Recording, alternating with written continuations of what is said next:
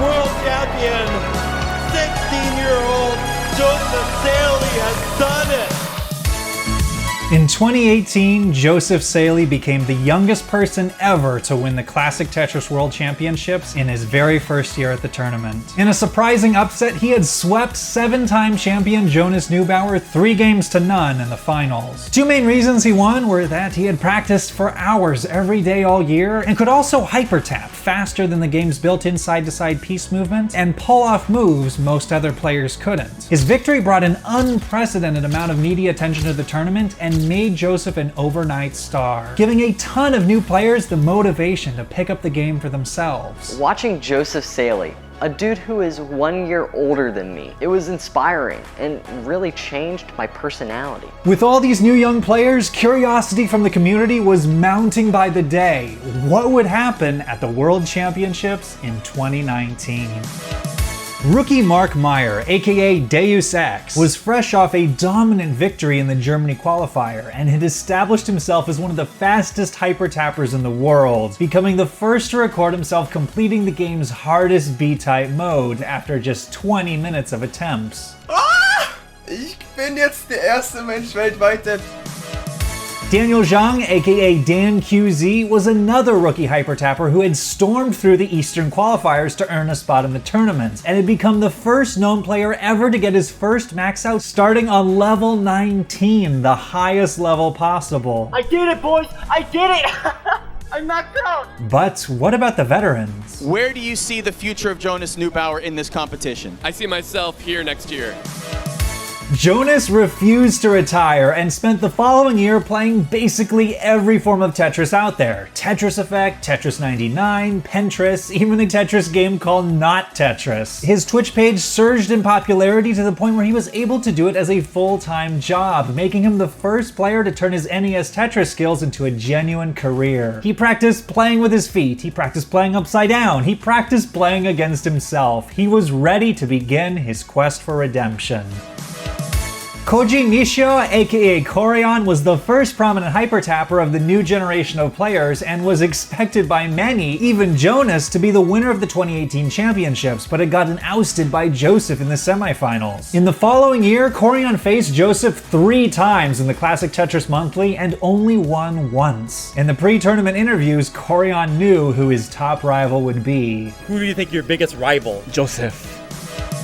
Tomohiro Tatejima, aka Green Tea, had come within a single Tetris of making the finals in 2018, and continued to develop his mastery of the game, showing that it's not just hyper-tappers who can pull off impressive feats on the kill screen. Oh, extra Tetris! And level 30! Yay, perfect game! Coming into 2019, there was one player above all others that he wanted to face. Svavar Gunnar from Iceland was fresh off his 3rd consecutive victory at the annual Classic Tetris European Championships. But domination on one continent was not enough. He had his eyes set on a single goal, aiming for nothing less than a victory at the World Championships. So what about Joseph? Perhaps feeling the pressure of the competition, he seemed to be preparing on Twitter for an imminent dethronement. And me, after narrowly missing the cutoff last year, I was just hoping to qualify. So on October 17th, 2019, I packed my bags and headed to the Philadelphia airport. This time though, I wouldn't have to go alone.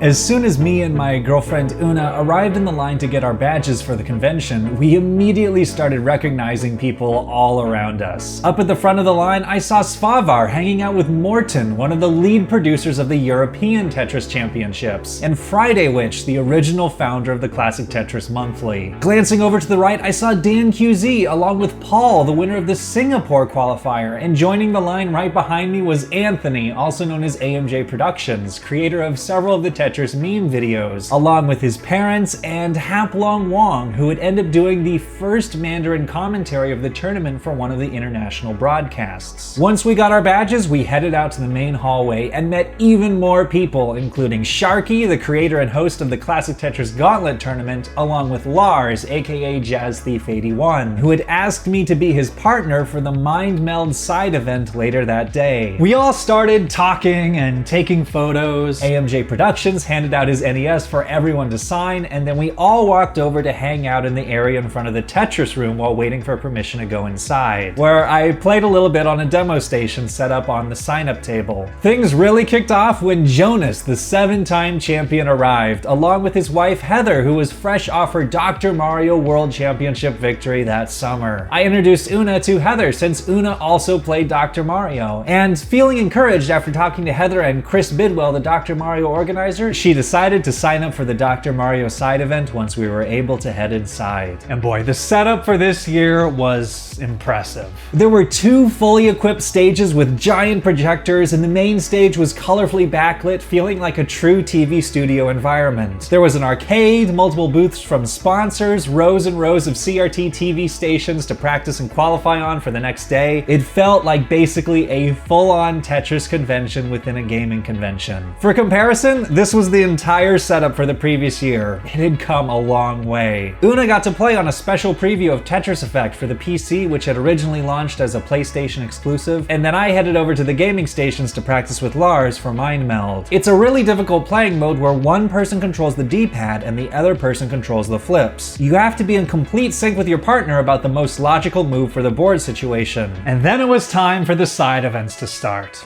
First up was the speedrun. The goal of the speedrun is to go from level 0 to level 19 as fast as possible. In 2018, a lot of players weren't quite sure what strategy to use, but in 2019, nearly everyone had figured out how to have a chance to win. Pass up on Tetrises and stack really high, preferably with an alternating well, to avoid time spent pressing the pieces down. The previous year, Corion had been the heavy favorite, but had shockingly topped out after hanging a long bar on the left, allowing Joseph to coast to a surprising victory. This year, the script was flipped, with Joseph hanging a long bar on the left for a shocking early exit and Corion rolling through to get the victory. Then it was time for Mind Meld. Lars and I were paired up against, of course, the 2-star hyper-tapping rookies Mark and Dan. Dan, are you a hyper tapper? Yeah. Are you gonna hyper tap for this? Yeah. In Mind Meld, though, a single misstep between you and your partner can lead to an avalanche of misdrops. As the higher seed, Dan and Mark opted for the slower speed of level 15 for game 1, but after a moment of miscommunication, they had a surprising early top out, leaving the door open for myself and Lars. And Tetris for the win for David and Lars. Nice work.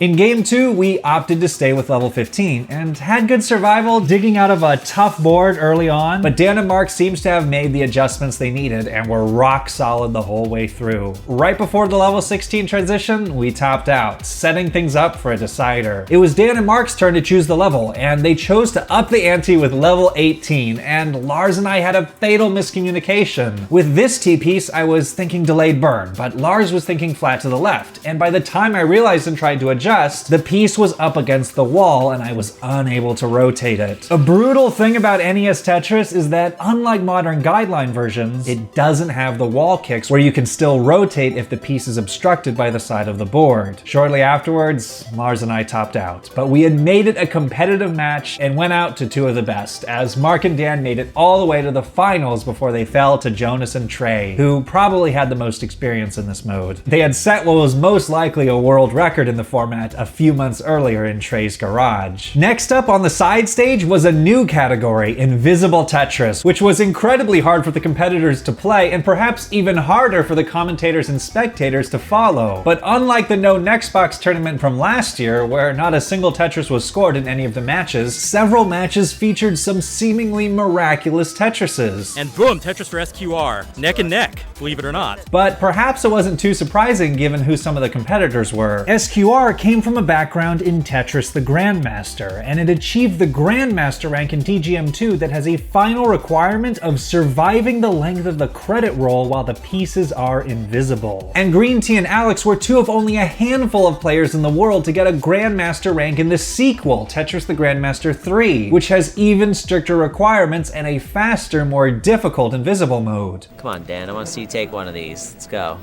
It's green tea. Come on, you got this. Funnily enough, that was actually a game that Dan QZ ended up winning. And Dan takes a round. One game. I told you to believe, Dan. Alex ended up making the finals, where he perhaps a little bit unexpectedly ended up facing Corion, who managed to pull out a victory with some clutch Tetrises. Corion noted in his post-game interview that he was surprised he did so well, as although he also came from a TGM background, he hadn't focused as much on the invisible mode and had never cleared it. With 2 side tournaments already under his belt though, he was looking like the player to beat this year. The final event was Dr. Mario, the only side event not specifically based in Tetris. But considering the history of the games, it was in a way very fitting because Tetris 2 was pretty similar to Dr. Mario. If you're unfamiliar with Dr. Mario, the goal is to clear out all the viruses on the screen before your opponent does by creating 4 units of the same color in a row with the pills. But you can also slow your opponent down by completing multiple groups of 4 at once as a combo, which sends over some slow falling garbage to the other board. Una made her on-stage debut, playing Ben Mullen, who assured her ahead of time that he wasn't that good, but then still ended up beating her. Ben, how could you?